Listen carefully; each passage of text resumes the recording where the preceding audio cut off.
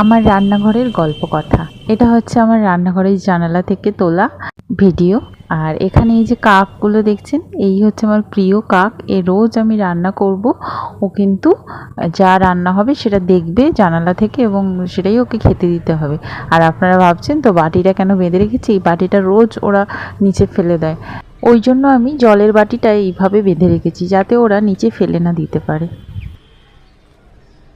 আর এদিকে কাকদের জন্য খাবার দিয়েছি, আর কাককে তাড়িয়ে পায়রারা চলে এসছে খেতে, রোজই তাই করে।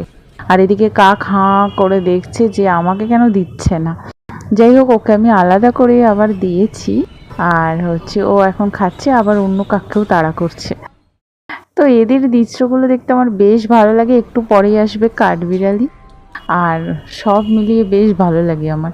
আর এদিকে কাকের জায়গায় পায়রা চলে এসছে, আবার সেই কাককে তাড়া করছে। এই হচ্ছে এদের গল্প। আর এইগুলো দেখতে দেখতে আমার রান্নাটাও হয়ে যায়, আর আমার সময়টাও বেশ ভালো কাটে। আর এই সুন্দর দৃশ্যগুলো ক্যামেরাবন্দি করতে আমার তো ভীষণ ভালো লাগে, আর আপনাদের সাথেও একটু শেয়ার করলাম।